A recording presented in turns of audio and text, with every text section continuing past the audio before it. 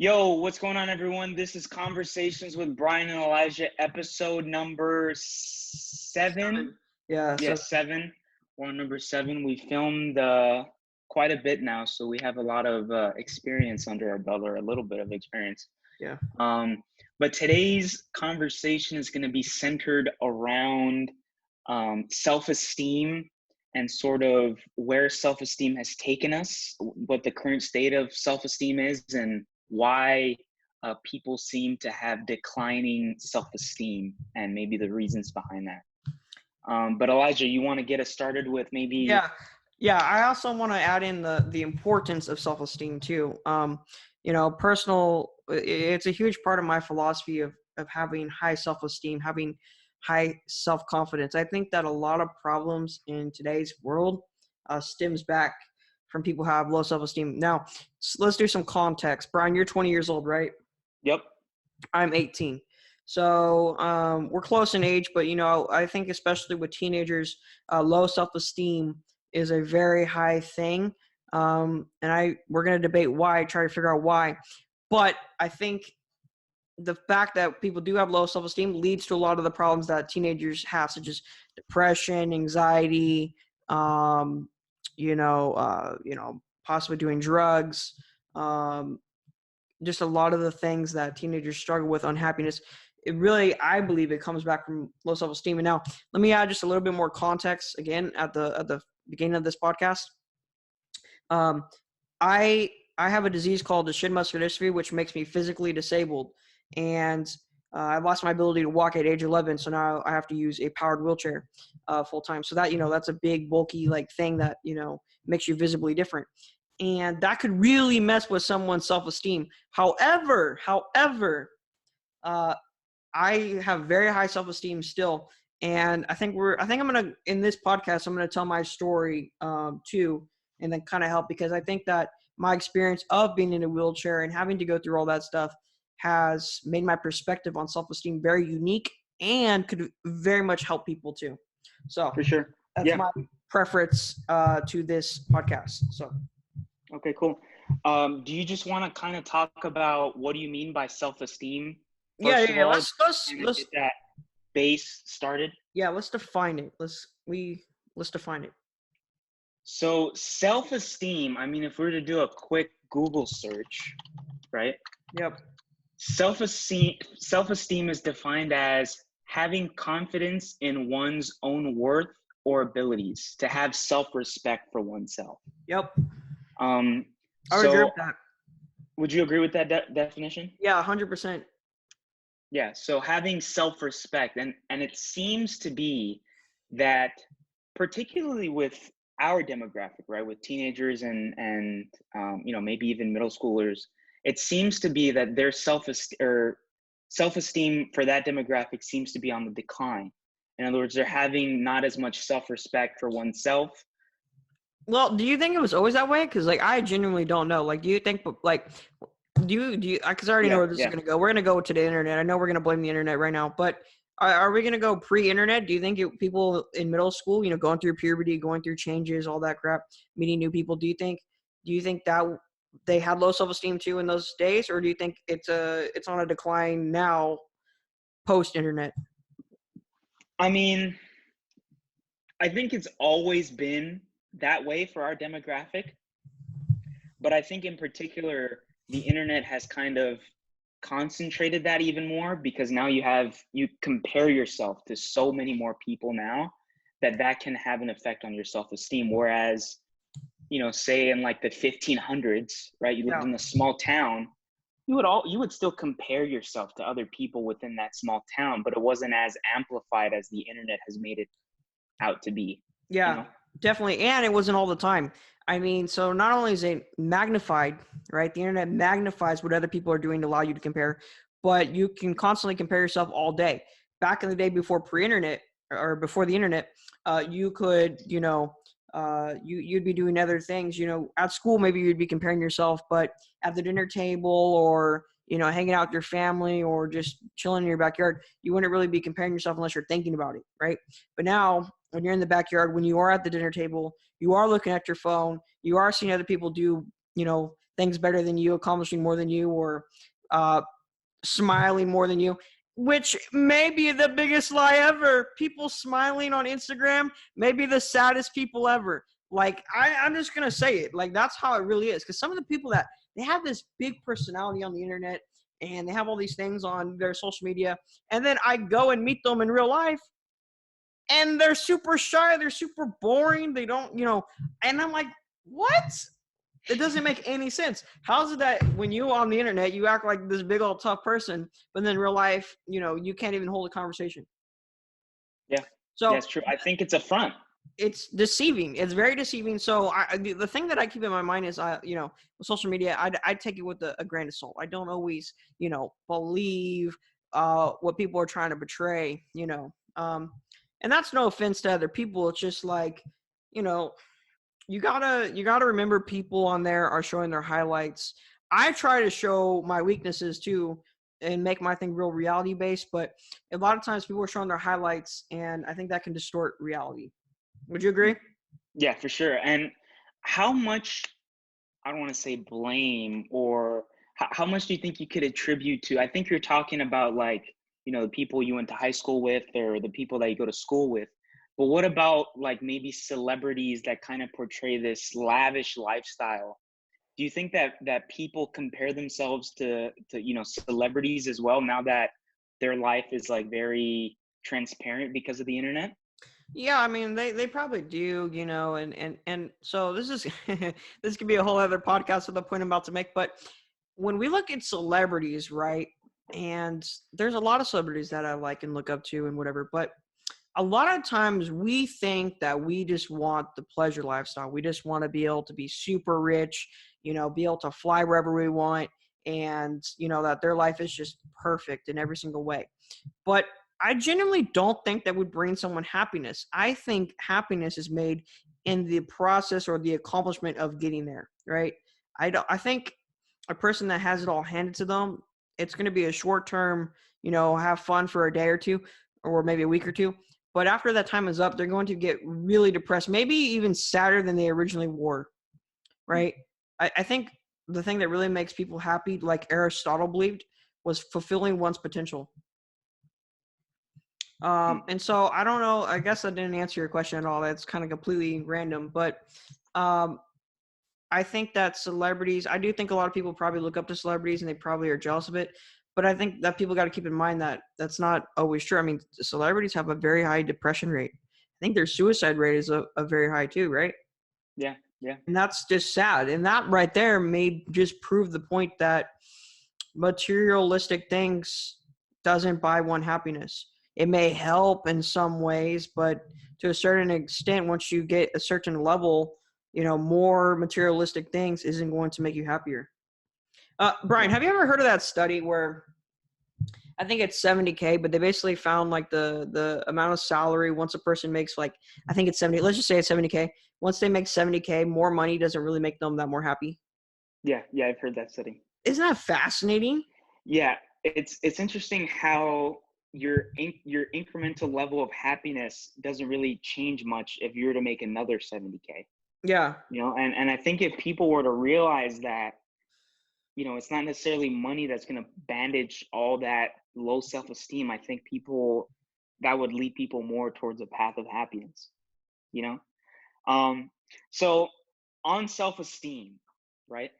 I'm always fascinated how self-esteem and insecurity, going on kind of what affects self-esteem, seem to go hand in hand, in the sense of having an insecurity can deeply affect your self-esteem. And a lot of times these insecurities are just things that don't even necessarily make any sense, right? That Gary Vaynerchuk has this thing where he encourages people to just throw their insecurities out there so that no one really has that power over them. Yeah. Anymore, no, that's like the Eminem 8 Mile, right? Where he lists all the things like that's wrong with him. And then like they're in a rap battle.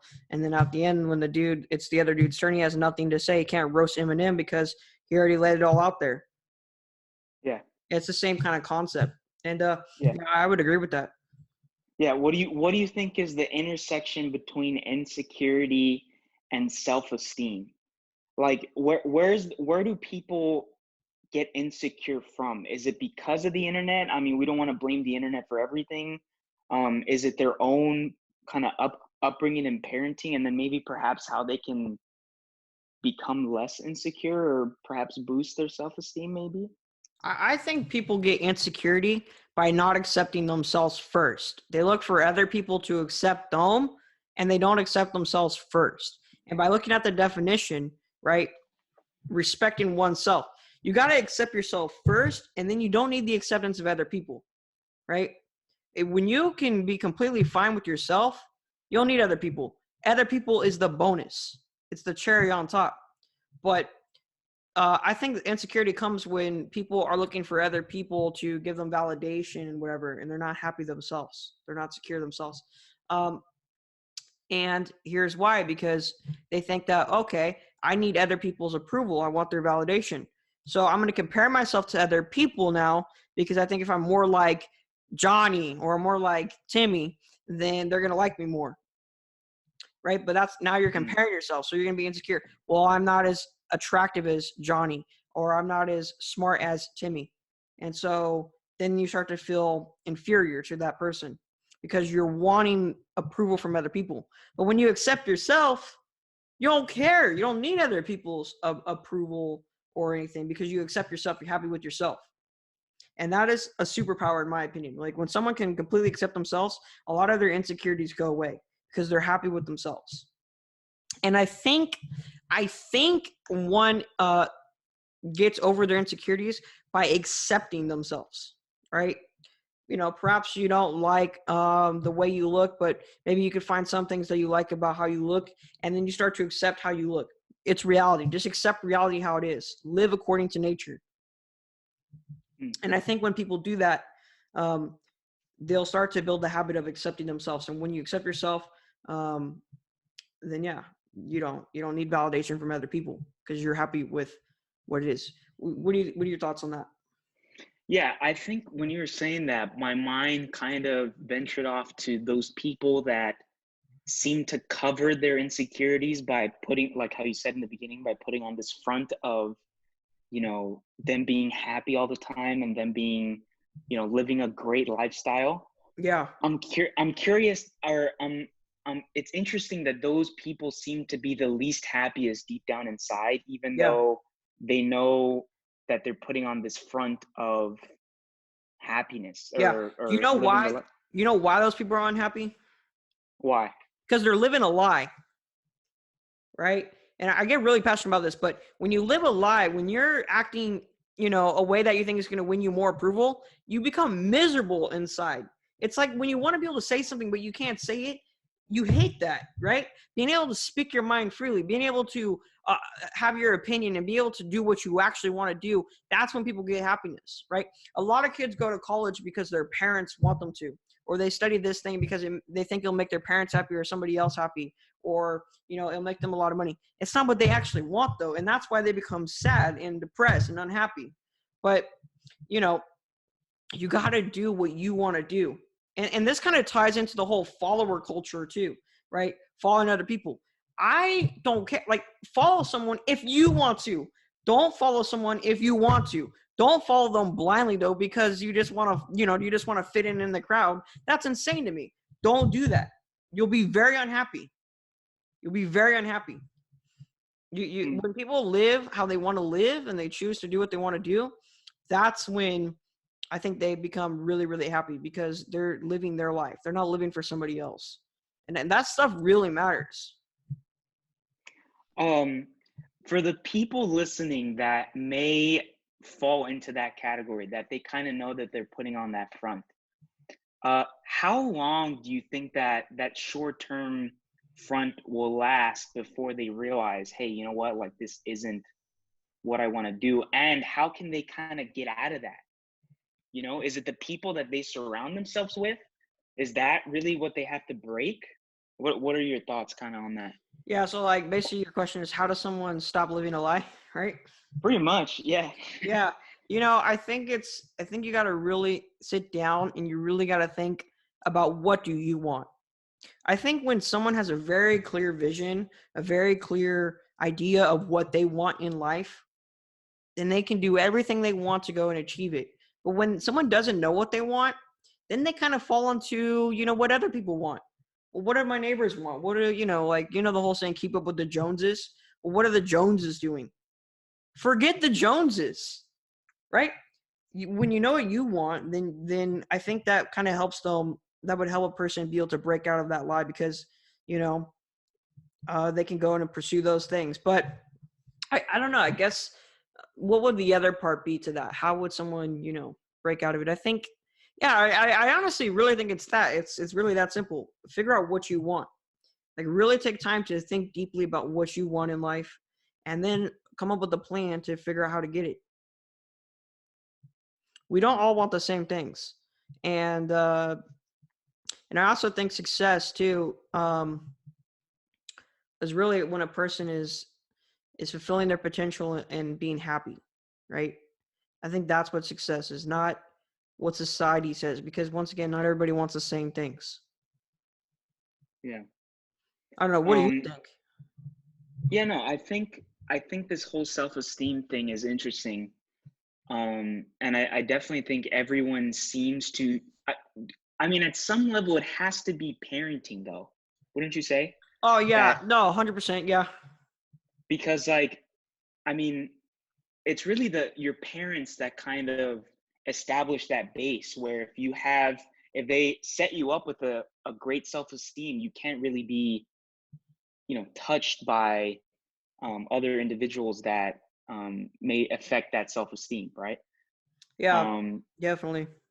so, but I mean, not everyone has that luxury. And so, one thing that may help boost that self-esteem is to surround yourself with people that aren't living a lie per se, that kind of are true with themselves and understand, aren't necessarily insecure about being perceived as happy or as living this luxurious lifestyle.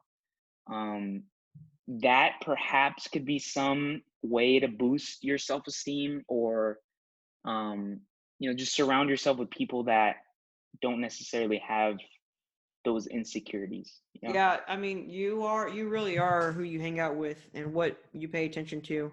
I think that the 5 things that you spend your most time on is what you become. And by things, I mean media, the books you read, the TV shows you watch, the news you watch, the music you listen to, the people you hang out with. All of that is going to influence you and you're going to become a product of those things. So it's very careful. If you want to be more positive, watch more positive stuff. Don't watch the news. It's really negative. Um, you know, watch positive YouTube, watch positive TV shows, watch, stuff like that. Read books that are positive. Um, if that's what you want, and you will become that way. If you want to become more confident, watch confident people, hang out with confident people, talk to confident people, act confidently. I think it's all a product of those things. But Brian, do you remember that thing I told you about, how my theory about like self-love or whatever, like, people always say you need to love yourself, but they never tell you how. Yeah. Yeah, remember that? Well, I think that ties perfectly into this. So I'm just going to say it again for the listeners out there. So, so everybody says that you need to love yourself, but they never tell you how. So this is how I think a person can start to love themselves more, right? And so this is how I broke it down. When you love somebody, you respect them, right?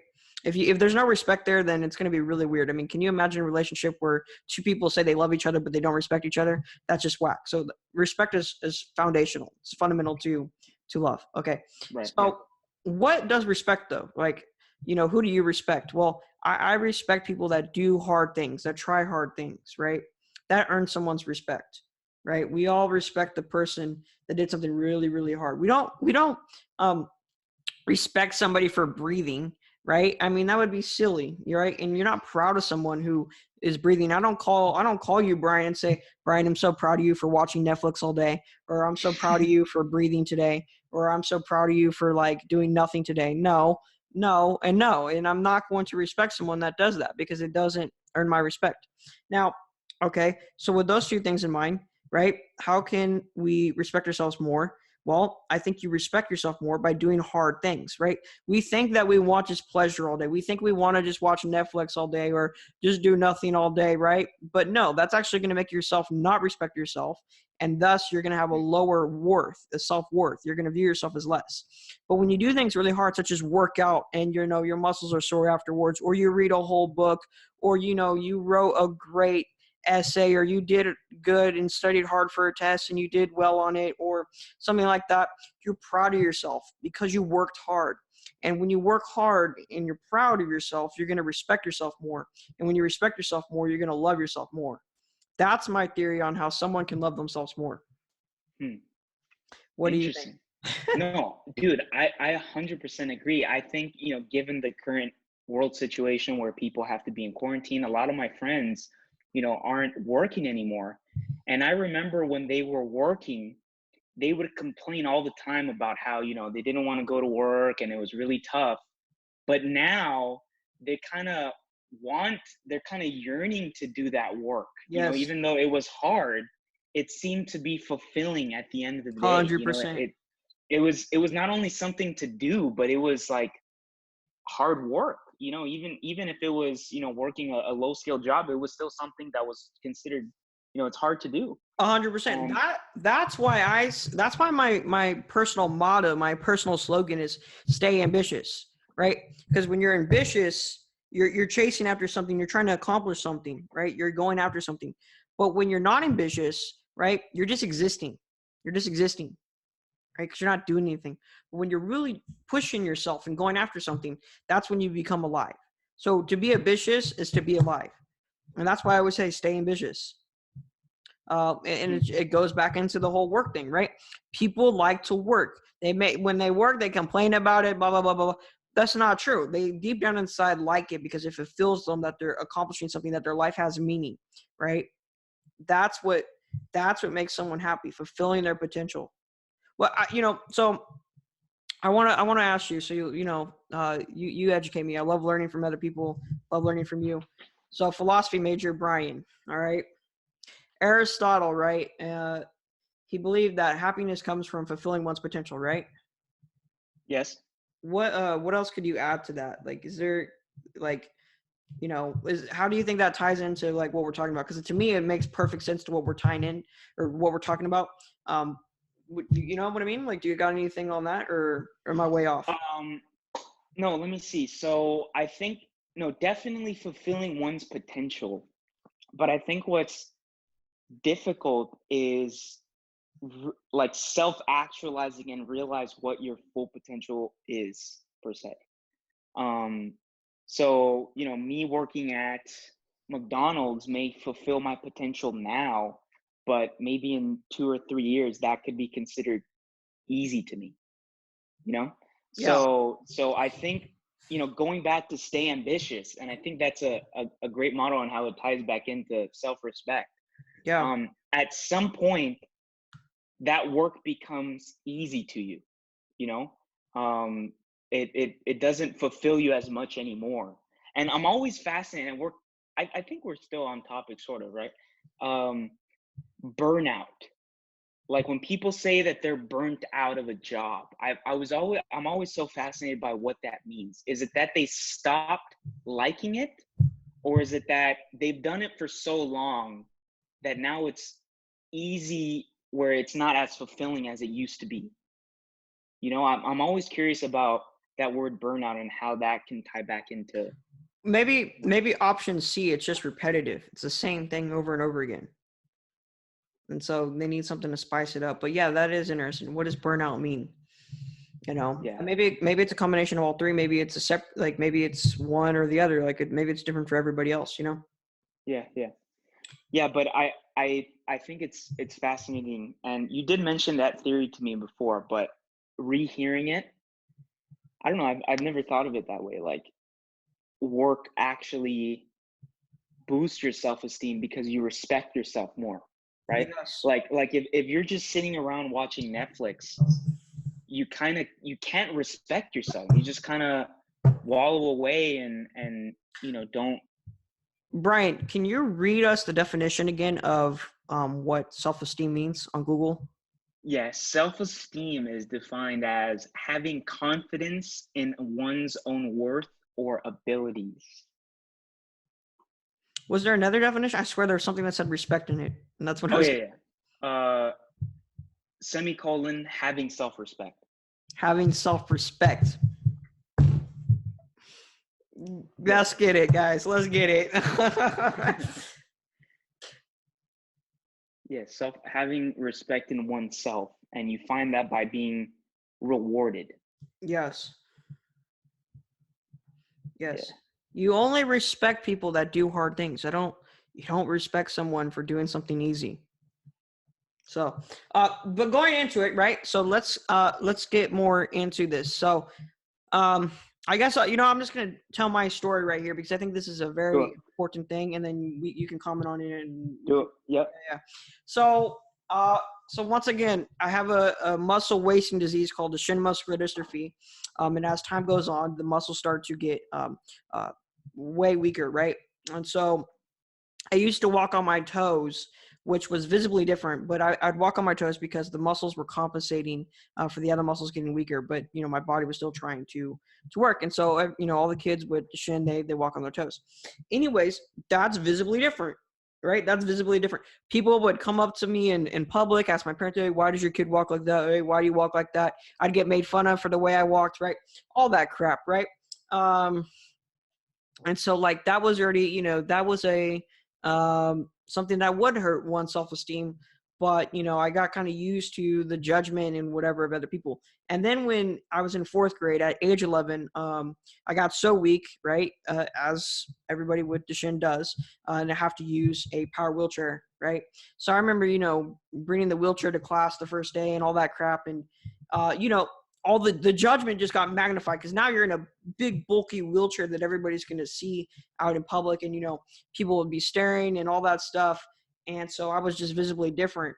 And so the reason I tell the story is because, well, let me say one more thing. When I would, I used to be insecure about it, right? I hated talking about my disease. I hated getting attention for it. I didn't want anything about that, right? I didn't want any attention for my disability. And honestly, I really don't now. But I'm going to get it anyways. It's just the way it is. So I learned to accept that.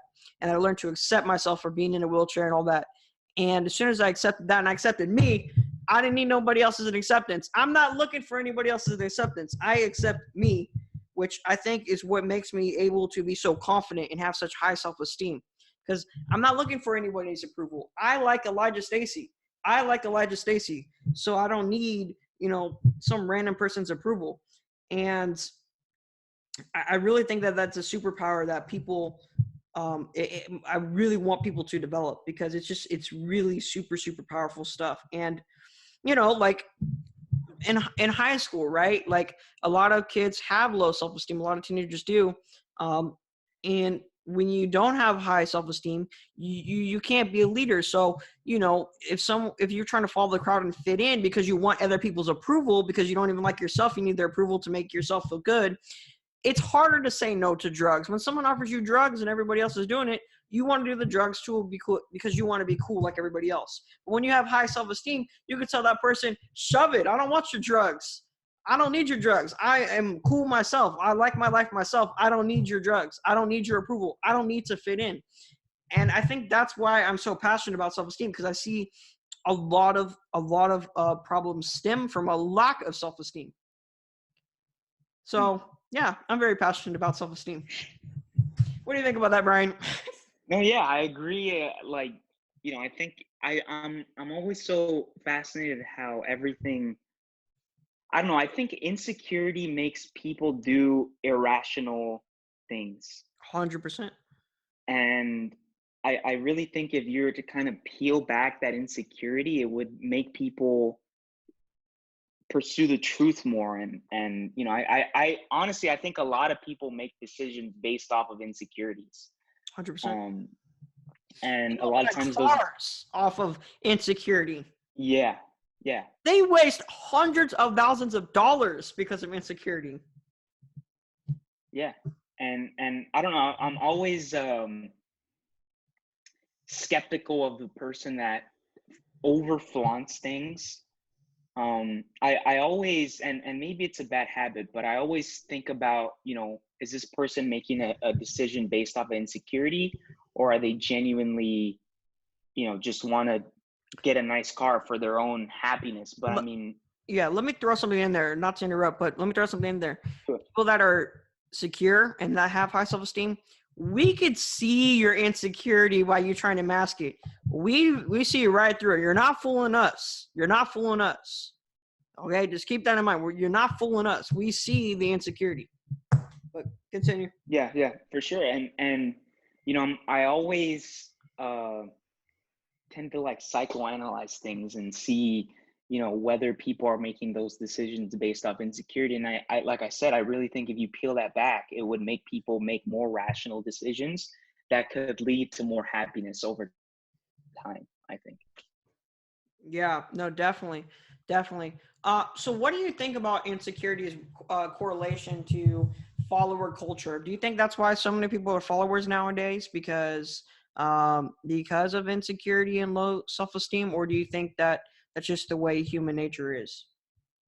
Well, I think people just want to be validated, and Because because they're insecure about themselves. bingo, So yes, they want to be validated by someone else because they can't self-validate themselves. because they don't accept themselves. Right.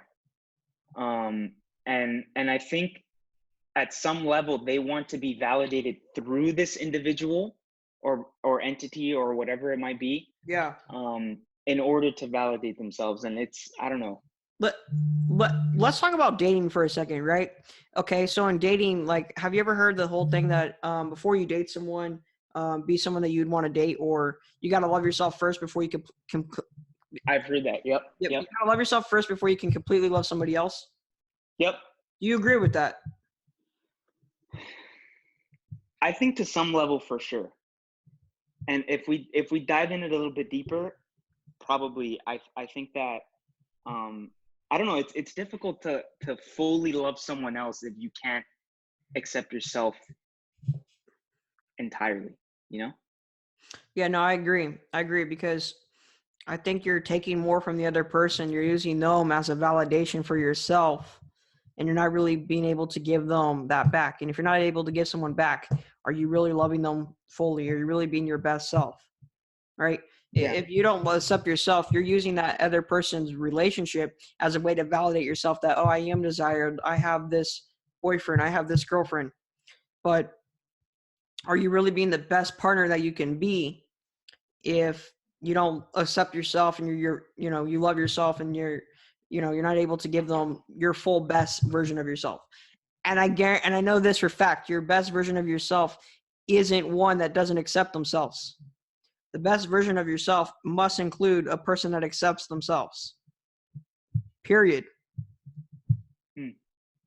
Yeah, interesting. And I think going back to that, the dating example, I think if going, first of all, you're cheating the partner of not having your full self, but at the same time you're also cheating yourself, because if that person validates you and then they're taken away, now all of a sudden you have nothing to be validated for, which will lead you into even deeper sadness and depression, Yeah.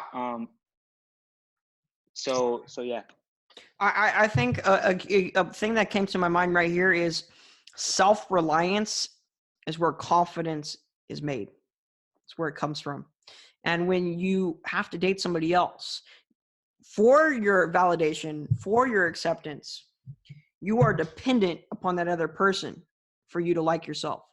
And if that's the case, you're not self-reliant anymore. You're not self-reliant. Therefore, confidence is shot. Confidence is shot. So yeah, no, self-reliance is a big thing too, right? I think that's why people that can basically do whatever they want, they're very confident and have high self-esteem. Yeah, self-reliance emotionally too, right? Yeah, no, yeah, exactly. And mental toughness is something that I'm huge on, right? It all comes back from I think the way, my situation being born with this disease or whatever, I think that has created this mindset and this philosophy and this outlook on life that makes me value mental toughness and all that stuff to a different degree. But what do you think about the whole thing about not caring? So a way to have true full self-esteem is you don't care about what anybody thinks about you. You're that's like the highest degree of self-esteem, where you genuinely don't care about anyone else. Like, I wanted to explore that idea with you because I have some thoughts, but maybe, I don't know. What do you think about that? yeah, so it's really interesting. So I think that is perfect. Going back to my story of, being judged for being in a wheelchair or how I used to walk and all that. And then finally, I did just stop caring because I realized I'm going to get the attention anyway, so I might as well not care. And I think that's why I had such high self-esteem. So I think not caring is a very, very good thing because it allows you to escape the follower culture. However, when someone says they don't care, they do care to some degree, but in different degrees. Let me explain, right? I think that the people that you're closest to, right? So me, if some random person on the internet, anonymous 22, or I don't like on my TikTok right now, right? On my TikTok, I got a bunch of comments saying you're only successful because you're in a wheelchair, blah, blah, blah, wheelchair. Oh, can you walk? You know what? Doesn't matter. I really don't care because this person has such low self-esteem that they won't even have a profile picture. They won't even post something. That's how insecure they are. So why would I care about them? I don't.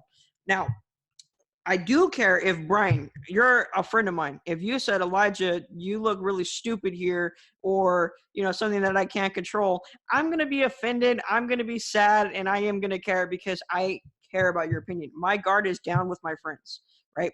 My guard is up with random people. So there's different degrees. So at the closest center, right, my opinion that matters most is mine. On the outside, it's going to be like my parents, my family members, people I'm very close with, and my friends. And then it just kind of goes out from there, right? But random people don't care. If you don't know them and they don't really know you, don't care. Stupid. That's my take on it. But do you agree that there's different degrees?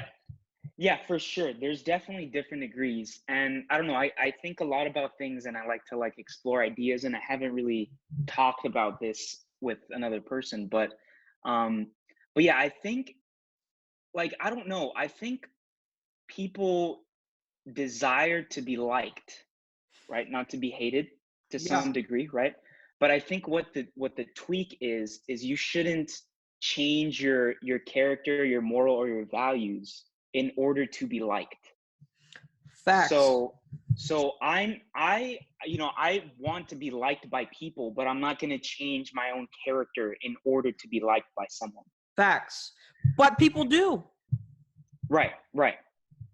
And that's where I think the distinction is, I want to be liked by as many people as I possibly can be liked, but I'm not going to change those values that I believe in order to be liked by someone else.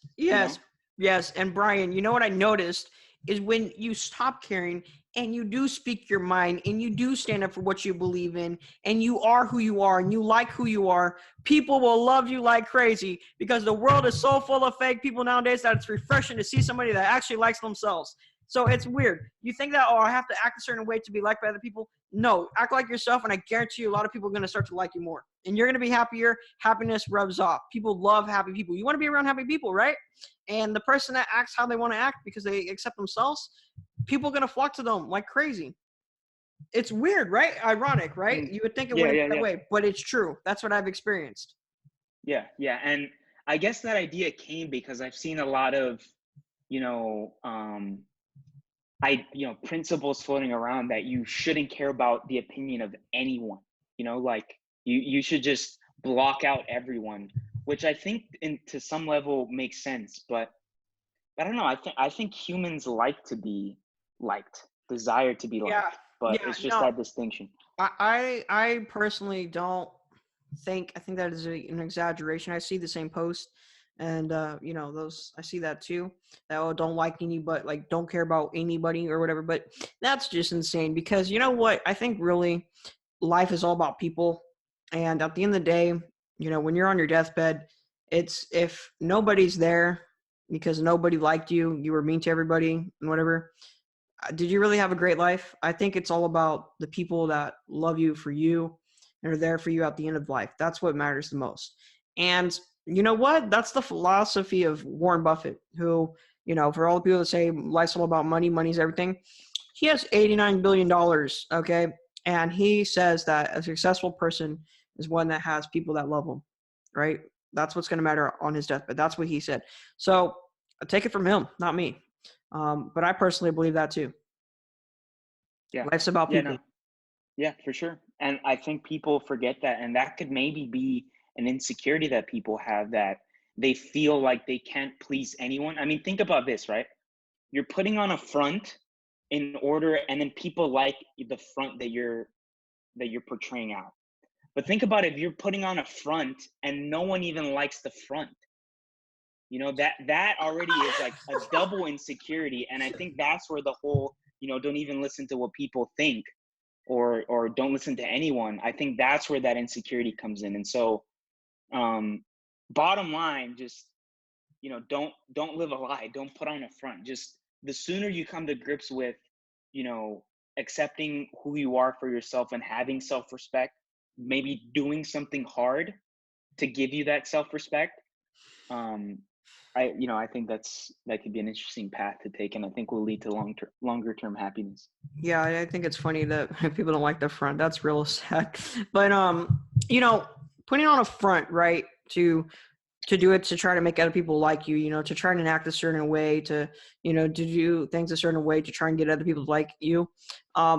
That's putting yourself in a mental prison, and you need to escape the prison now. You need to kill the warden, and you need to burn the whole thing down, because that is the saddest place to be, is in a mental prison of putting on a front. I think, at least, it's very, very sad, and you got to realize your time is valuable, right? It's the most valuable thing you have. If you lose money, you can make more money. Time is finite. It's not infinite. Therefore, it's extremely valuable. Let's do a comparison, right? So gold is a really valuable thing. Why is gold a valuable thing? Supply and demand. There's a finite source of gold. Therefore, since it's rare, it makes it valuable. Your time is rare. So you want to use your time wisely, and living someone else's life is not using your time wisely. It's going to lead to a lot of sadness, I think. So you want to keep that in mind. So, basically what I'm trying to get at is, like, don't put another day or a second of living a lie. It's just a waste of life. Don't do that. Yeah, wasted time. And I think the sooner you break out of that prison, the happier you'll be in the long run, even if it takes you a little bit to kind of find yourself to some respect. Look at this. Let's break this down, okay? Let's break down. I don't want to say this is your theory too, because I don't want to put words into your mouth, but I think you would agree. But Elijah's theory, or my theory, here's my theory. You act as yourself. When you act as yourself, you become happier. People like to be around happy people. It makes them feel good. Happiness is contagious. And there's some type of law, I forget the name, I'll figure it out, but it's like where basically emotions are transferred to somebody else. I forget what that law is called, but it is an actual psychological law. Okay, so when you're happier, people are going to flock to you, and therefore you are going to be liked more by people who are just like you, who like the same thing, same interests as you actually do. And it's just a big thing of happiness.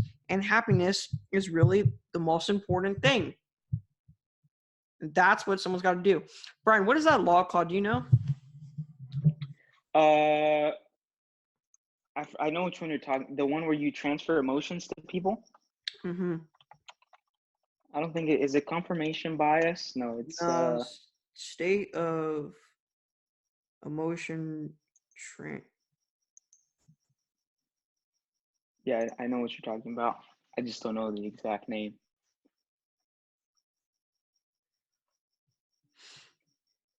it's like unconscious too, right? Like it's Yeah. not even.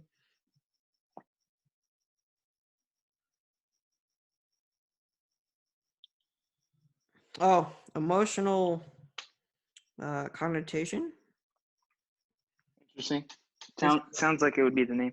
the phenomenon of having one person's emotions and related behaviors directly trigger similar emotions and behaviors in other people. Yeah. Hmm. So, uh, be most important thing, be happy. People will like you. And you're happy by accepting yourself and being yourself. You're not happy living someone else's life. It's very simple. It's very simple. It's a win-win. It's a win-win.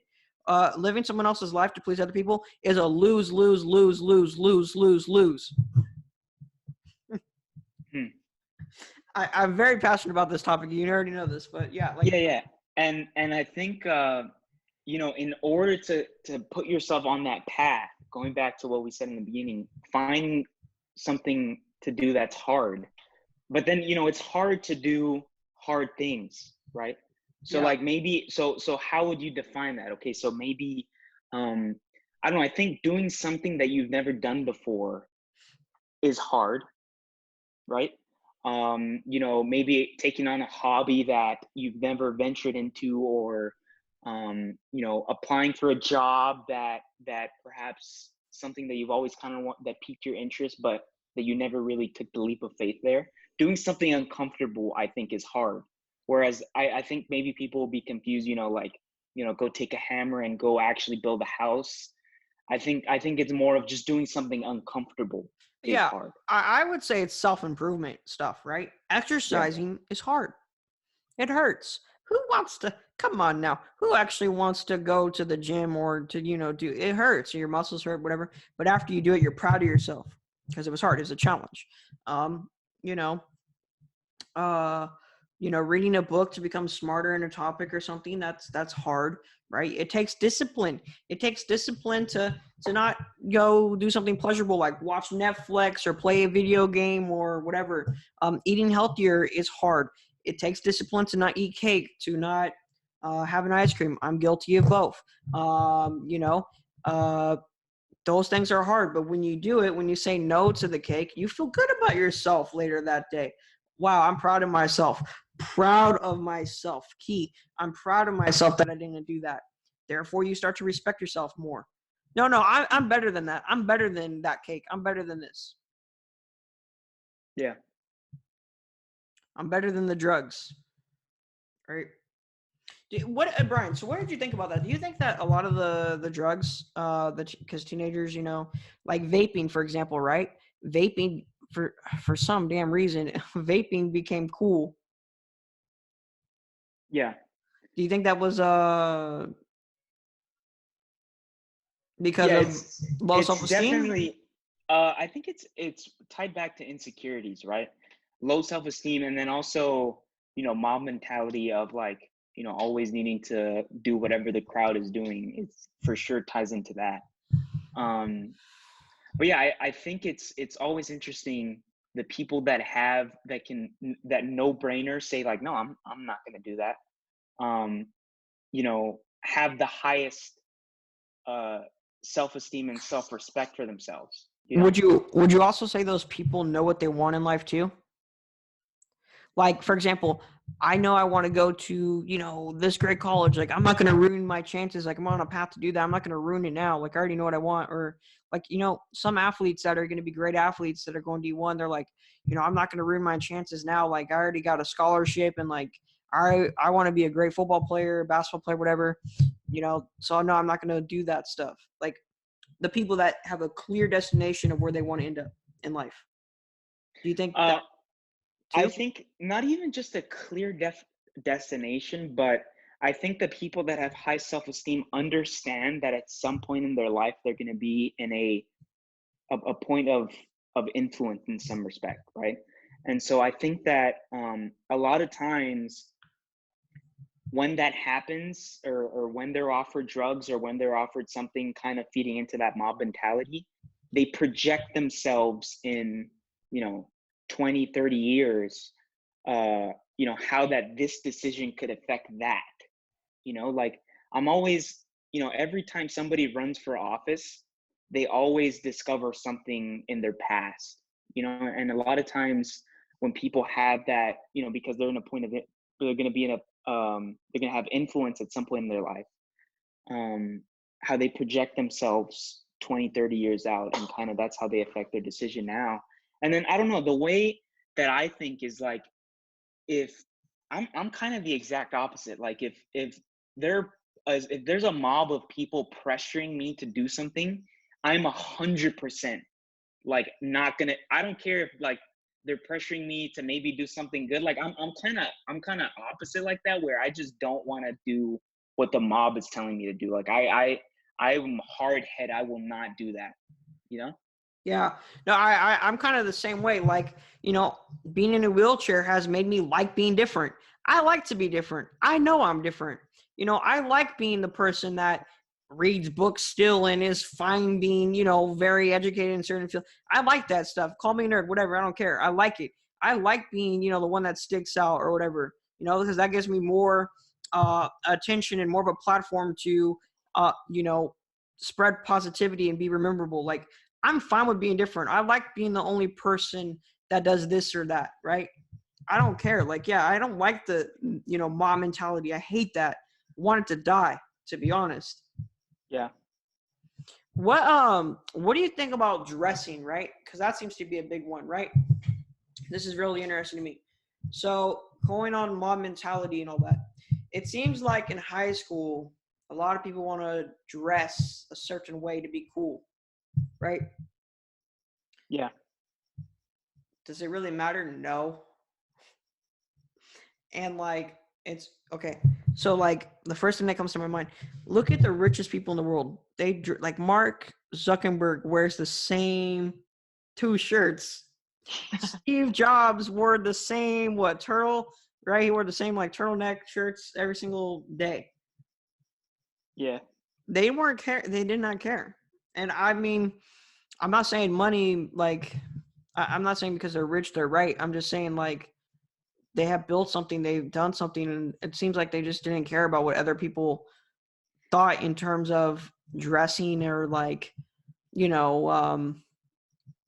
needing to be cool or whatever. You get kind of my point where I'm going with Yeah, that? yeah. No, yeah, for sure. And I definitely think that, in not all scenarios, but I think in most scenarios, a lot of people tend to dress in order to cover an insecurity, or, wear, a big thing nowadays is flashing that brand name, like having some kind of brand name, big giant like Gucci, shirt that is so flashy, and a lot of times that tends to cover insecurities. But I mean, there's some. Do you think that there could be a circumstance where someone is just such a Gucci connoisseur that they just really enjoy wearing Gucci for themselves and not necessarily for other people? 100%, and I support them 100%. If that's what makes them happy and they're into that and they're big fashion nerd, great. I that is amazing. I support that. That is really cool, right? But the person that is spending their whole life savings on Gucci in order to impress other people to cover up an insecurity because they don't like the way they look, they need to do some serious soul searching for what they actually want in life and realize that they're making a huge mistake financially and with their time. They're ruining themselves. That is not okay. That is not okay. Yeah, yeah. And I wanted to make that distinction because I know sometimes, we could say people that dress nice are like really insecure, but that could definitely be an element. But I think that there's like two distinctions there. And I definitely think, it's a case by case basis, right? People do things all the time in order to cover an insecurity. Yep. And so, I think each individual person listening to this should kind of think about, okay, what am I doing now that I'm doing that it's kind of irrational, that I'm doing just to cover an insecurity, and how can I kind of peel back that insecurity and start to be true to myself and like become more happier long term That's because of big that. facts. That's big facts. And, something else that you were saying earlier when we started this off is Gary V's whole, go on social media, record yourself, say, hi, I'm Elijah. I'm insecure about A, B, C, D, whatever, right? There is something really powerful about that. When you do put your insecurities out there and you wear it on your sleeve, it becomes really, really powerful. And it really just diminishes the insecurity. It's like, you had a big weight on your back and it's just gone, right? I actually have a video on my Instagram page, maybe you've seen it, where I'm wearing a Destroy Duchenne hoodie. And so, like I said, when I was younger, I hated getting attention. Why are you this way? Why are you in a wheelchair? Why you walk that way? What's wrong with you? And I was insecure, hated talking about having a disease.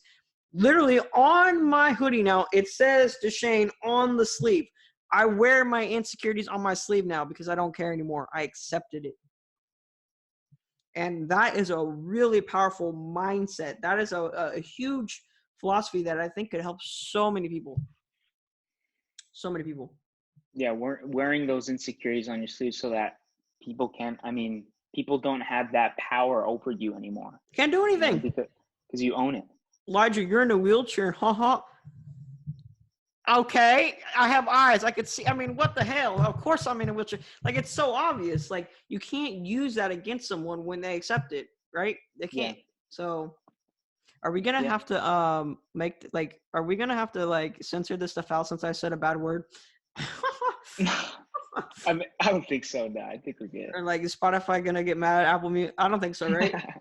No, they won't be mad. Okay, cool. But yeah, no, it's true. Like, when you accept things, it just diminishes the power that the insecurity has over you. It's really just a mental warfare. That's really what life is about. A lot of it is can you control your emotions, right? You have two parts of the brain. You have the limbic brain and then the prefrontal cortex. One's more logical and the other one is more emotional, right? It's really just pure logic. Really, it's logic versus emotion. And our emotions are way more powerful than our logic. They tend to rule us, right? It's like your emotional ruler. Like, there's a ruler inside of there that's just king, complete dictator, dictating your life. But when you use logic and ration things, and you become, a logical person, you can kind of silence that emotional part of your brain, assassinate the dictator, if you will, and take control of your life and live it how you want. Don't let the emotional ruler rule your life, but instead rule the emotional ruler. I'm poetic. Yeah, that's interesting. Yeah, I 100%, I think everyone kind of has their own mental prisons in life, and I think the sooner that you kind of break out of that, the sooner you can be on the path to happiness. Definitely. And would you agree that happiness is probably one of the most important things that one should strive for in their life? Yeah, 100%. I mean, besides, making sure that you're secure and you have, food and water, it's really just, are you familiar with Maslow's hierarchy of needs at all? That sounds familiar.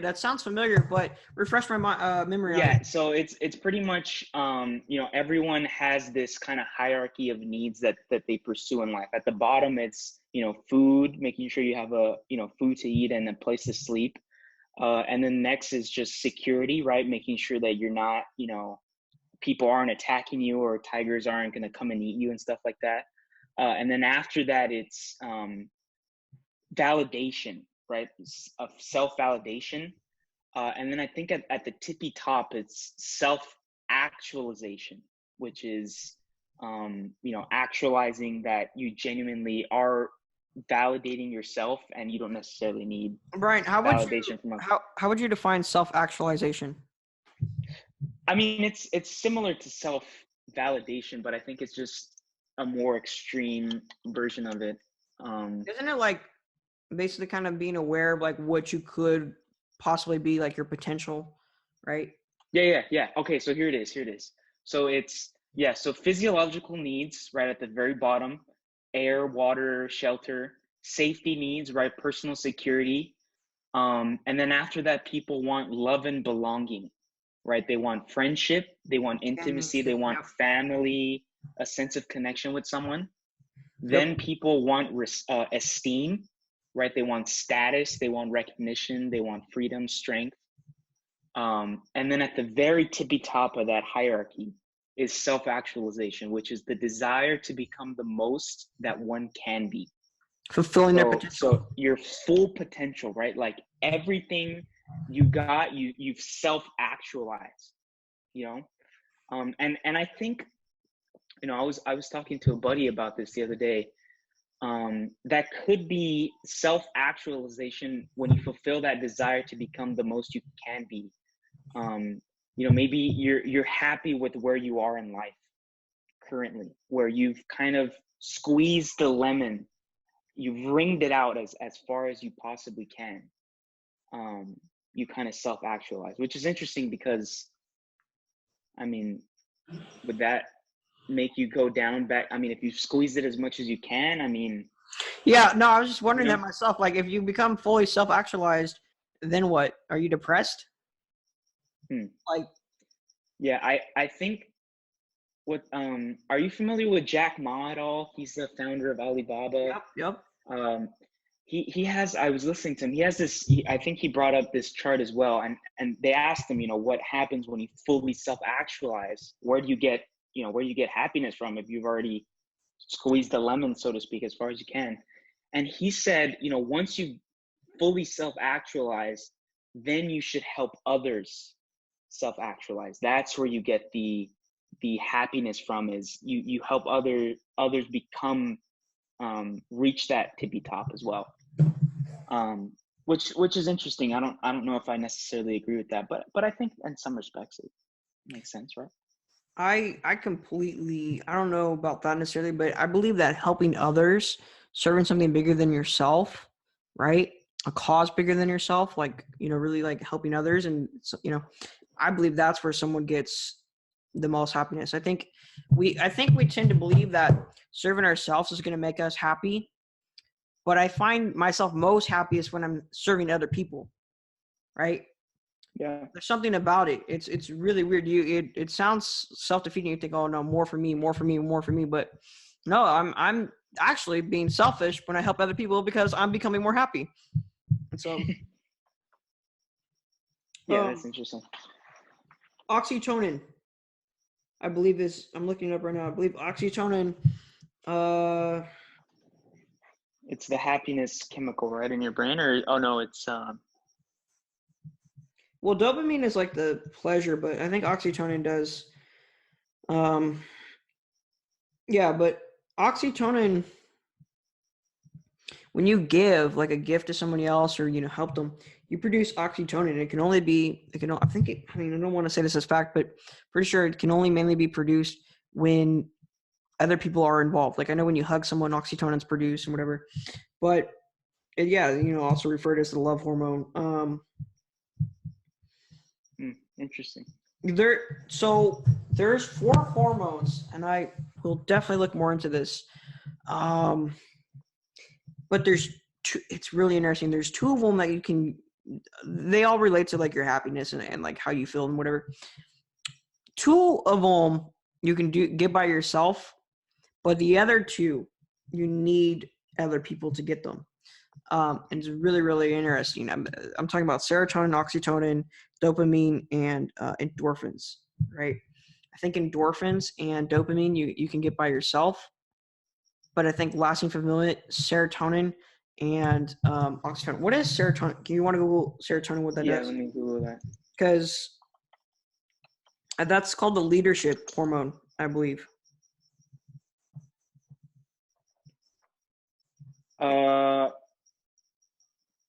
It's a contributor to feelings of well-being and happiness through its biological function. How does one get it? How do I raise my serotonin levels? Exercise. Yeah, bright light, supplements, massage.